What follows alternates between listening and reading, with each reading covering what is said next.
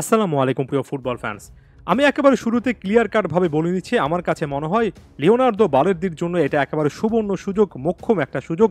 জাতীয় দলে নিজের অবস্থানটা শক্ত করতে এর চেয়ে ভালো মোমেন্ট তিনি আসলে খুঁজে পাবেন না। লম্বা একটা সময় ধরে আর্জেন্টিনার ডিফেন্স লাইনে বড় রকমের কয়েকটা সমস্যা কিন্তু আমরা ফাইন্ড আউট করার চেষ্টা করছি, এবং এটা ইউনিভার্সালি ট্রুথ, অর্থাৎ শুধুমাত্র আমরা যে আলোচনা করছি ব্যাপারটা এমন নয়। আর্জেন্টাইন মিডিয়া সারা বিশ্বে কিন্তু আলোচনা চলছে ডিফেন্স লাইনে আরও ইম্প্রুভমেন্টের সুযোগ আছে। ক্রিস্টিয়ানো রোমেরো রীতিমতো অটোমেটিক চয়েস একজন ফুটবলার, তার ইনজুরি সব সুবাদে শেষ মুহূর্তের আপডেটগুলো এটাই কিন্তু সাজেস্ট করছে যে বালের্দি হয়তোবা একেবারে স্টার্টিং লাইনআপে থাকবেন, প্রপার গেম টাইম পাবেন। সর্বশেষ ম্যাচও একটা হাফে খেলেছেন, এবার দুটো হাফ পুরো 90 মিনিট কমপ্লিট করার একটা সুবর্ণ সুযোগ তার সামনে থাকছে। নিশ্চয়ই আপনারা এতক্ষণে বুঝে গিয়েছেন কি জিনিসটার দিকে ইঙ্গিত করছি। বালের্দির একটা দুর্দান্ত পারফরমেন্সই কিন্তু অনেক অনেক প্রশ্নের উত্তর আমাদের সামনে নিয়ে আসবে। আমরা যে সেন্টার ব্যাক পজিশনে লিসান্দ্রো মার্টিনেজ এবং ক্রিস্টিয়ানো রোমেরোর পাশাপাশি ইয়াং ট্যালেন্টের সেন্টার ব্যাক চাচ্ছি, বালের্দি সেটার পক্ষে একেবারে সহজ একটা সমাধান হতে পারেন, এবং সেটার জন্য পেরুর বিপক্ষে ম্যাচে বালের্দির একটা দুর্দান্ত পারফরমেন্স আসলেই দেখা যায়। এখন এ প্লেয়ারটা সম্পর্কে আলোচনা করতে গেলে একটা জিনিস একেবারে না বললেই নয়। অলিম্পিক ডি মার্সেই ফ্রেঞ্চ এই ক্লাবটার জার্সিতে বেশ কয়েক সিজন ধরেই কিন্তু খুব ভালো পারফরমেন্স দিচ্ছেন। এতটাই ইমপ্রেসিভ পারফরমেন্স দিয়েছেন যে ফ্রেঞ্চ এই ক্লাবটার বর্তমান ক্যাপ্টেনের নামও কিন্তু এ বালের্দি।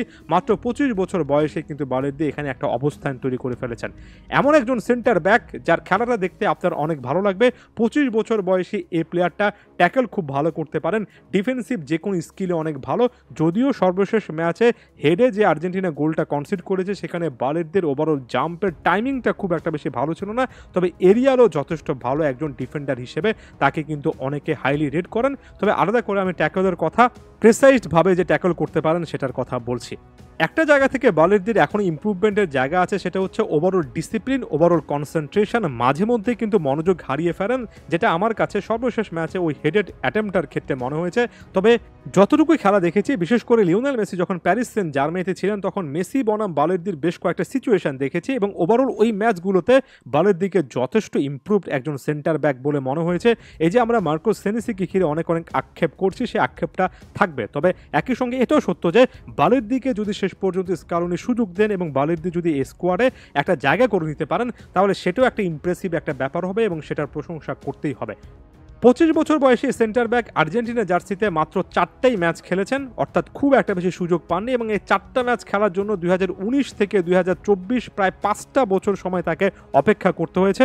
এটার পেছনে একটা বড় রকমের কারণ কিন্তু এটা যে আসলে এই প্লেয়ারটাকে ক্লাব ফুটবলে থিতু হতে একটা নির্দিষ্ট জায়গা খুঁজে পেতে অনেক অনেক সময় ব্যয় করতে হয়েছে।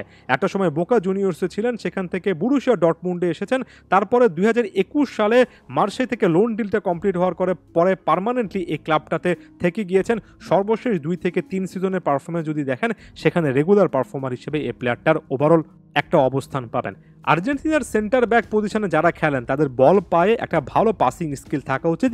বালের্দির সেই জিনিসটাও কিন্তু পেরুর বিপক্ষে ম্যাচে কিংবা এমন টাইপের সিচুয়েশনে ওয়েল টেস্টেড হবে। যদি সেখানেও পাস মার্ক পান, এবং সবচেয়ে বড় কথা এরিয়ালে যদি বা বলটা বাতাসে আসলে নিজের যদি মুনশিয়ানা দেখাতে পারেন এবং সহজাত ট্যাকেল করার যে অ্যাবিলিটি দেখাতে পারেন, নিঃসন্দেহে বলতে পারি অল্প কয়েকদিনের মধ্যেই বালের্দির সামর্থ্য আছে লিওনেল স্কালোনিকে কনভিন্স করার। এবং এক্ষেত্রে একটা জিনিস একেবারে স্পষ্ট, যারা আসলে এ দলটাতে নতুন প্লেয়ার হিসেবে কিংবা খুব একটা বেশি ধারাবাহিকভাবে সুযোগ পাননি এমন প্লেয়ার হিসেবে যুক্ত হবেন, তাদেরকে প্রমাণ করে আসতে হবে। প্রত্যেকটা ম্যাচই তাদের জন্য একটা কঠিন পরীক্ষা। না হলে স্কালোনি কিন্তু যে প্লেয়ারদেরকে ঘিরে এত এত সাফল্য পেয়েছেন, সেই কম্বিনেশনটা খুব একটা বেশি ভাঙতে চান না।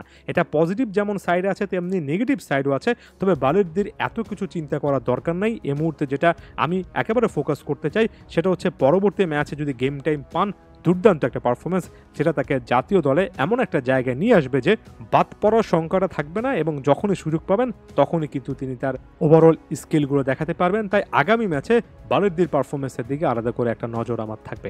ধন্যবাদ সবাইকে।